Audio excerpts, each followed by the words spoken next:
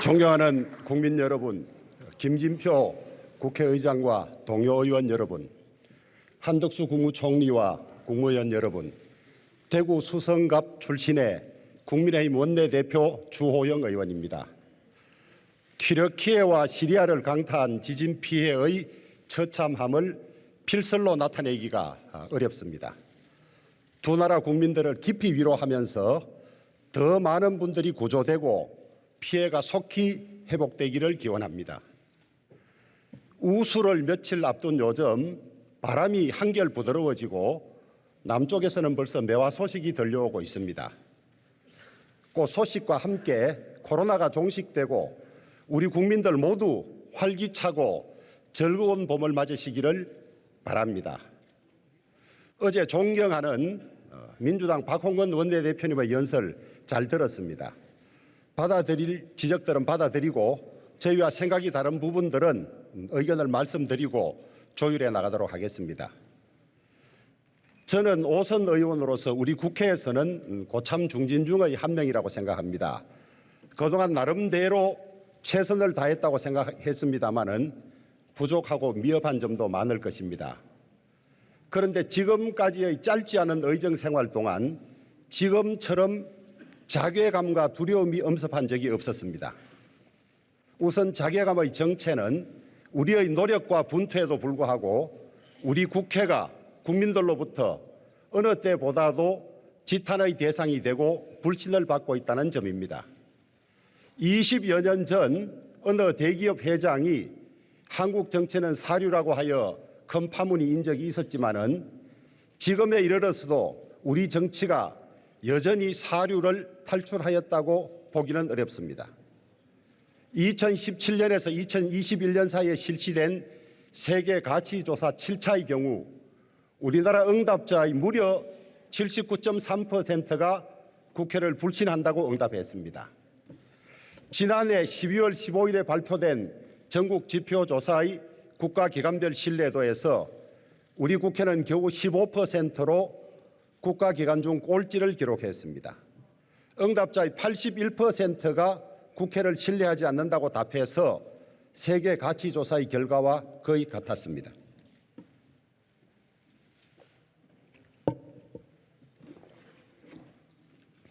정치 영역이란 사람들이 편을 갈라서 서로 치열하게 공격하는 영역입니다.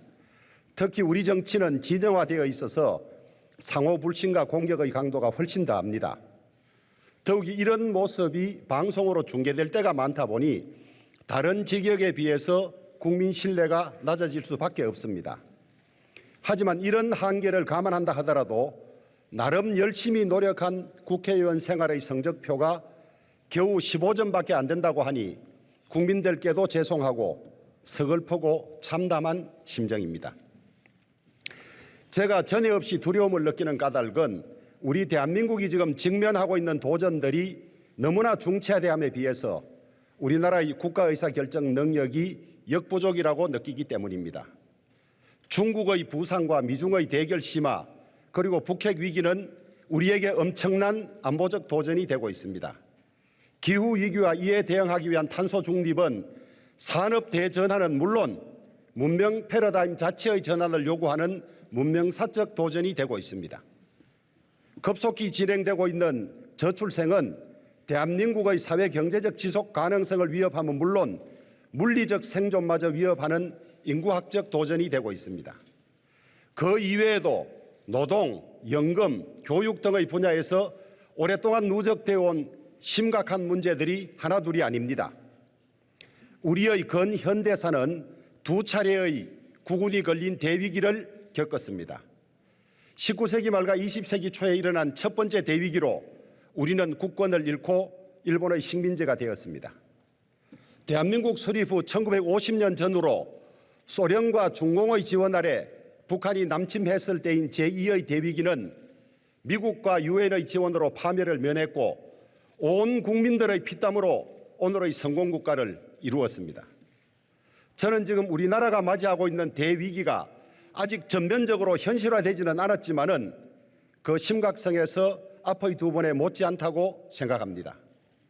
하지만 제3의 대위기를 맞고 있는 대한민국은 이전보다는 훨씬 더 나은 위치에 있습니다. G7에 들어도 좋을 경제력을 가지고 있고 외적에 심대한 타격을 가할 군사력도 보유하고 있으며 높은 문화의 힘도 자랑하고 있습니다.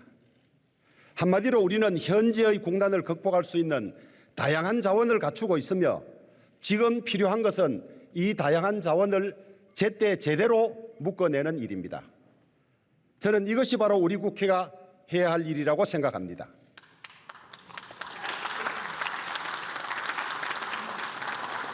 국회가 이 도전에 대한 국민적 응전을 성공적으로 이끈다면 국민의 신뢰를 크게 회복할 수 있을 것입니다. 존경하는 동료 의원 여러분, 우리 국회는 1994년 처음으로 국회 제도 개선위원회를 만든 이래 지금까지 모두 11차례에 걸쳐서 국회 개혁과 혁신을 위한 위원회를 운영하며 국민의 신뢰를 높이려고 애써왔습니다. 전직 국회의장님들은 국민에게 신뢰받는 국회, 열심히 일하는 국회, 여야가 협치하는 국회, 그리고 또 미래를 준비하는 국회를 내걸고 이 위원회들을 발족했습니다. 하지만 이 모든 노력에도 불구하고 우리 국회는 갈등의 조정자가 아니라 갈등의 조장자로 인식되고 있습니다. 우리 국회가 국민의 신뢰를 회복하기 위한 방법은 저는 국회의원 윤리 강령에 모두 들어있다고 생각합니다. 저는 국회의원 윤리 강령을 국회 목욕탕 한 곳에서밖에 보지 못했습니다. 앞으로는 본회의 개시나 중요한 행사 때마다 윤리 강령을 낭독하거나 서약하게 하고 국회 본관 중요한 곳에도 게시하면 어떨까 생각해 봅니다. 저는 의원이 된 이래 한 번도 공식적으로 읽어본 일이 없는 국회의원 윤리 강령을 이 자리에서 한번 읽어보겠습니다. 국회의원 윤리 강령. 국회의원은 주권자인 국민으로부터 국정을 위임받은 대표로서 양심에 따라 그 직무를 성실히 수행하여 국민의 신뢰를 받으며 나아가 국회의 명예와 권위를 높여 민주정치의 발전과 국민민복의 정진에 이바지할 것을 다짐하면서 이에 우리는 국회의원이 준수할 윤리 강령을 정한다. 1. 우리는 국민의 대표자로서 인격과 식견을 함양하고 예절을 지킴으로써 국회의원의 품위를 유지하며 국민의 의사를 충실히 대변한다.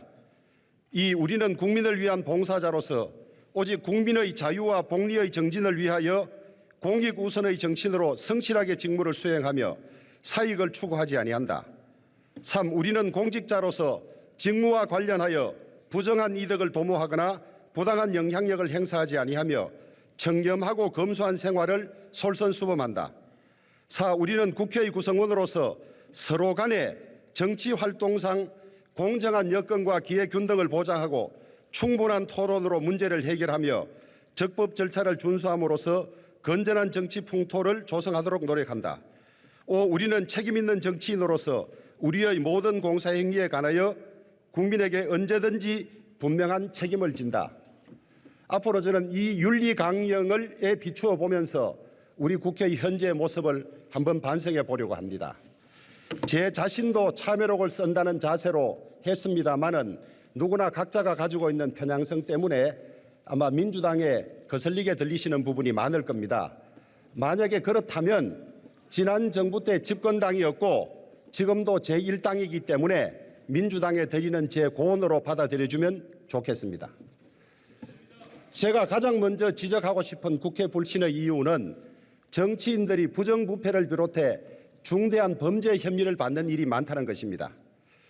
참여연대 집계에 따르면 2022년 12월 14일 현재 21대 국회의원과 그 배우자가 수사 또는 재판을 받았거나 받고 있는 건수가 무려 88건에 이릅니다.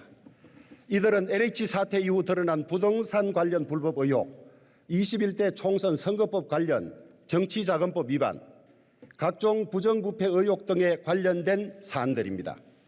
정당별 분포를 보면 국회 양대 정당인 국민의힘과 민주당이 숫자가 엇비슷합니다. 이들 중 이미 무죄 판결이 난 경우도 있고 또 사안이 경미한 경우도 있을 것입니다.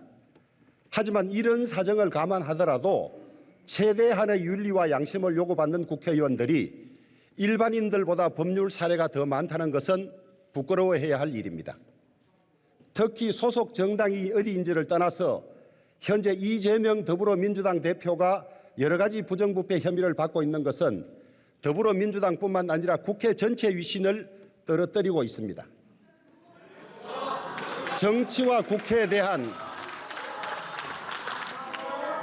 정치와 국회에 대한 국민의 깊은 불신은 정치인들의 무례한 막말에서 연유하는 바가 큽니다.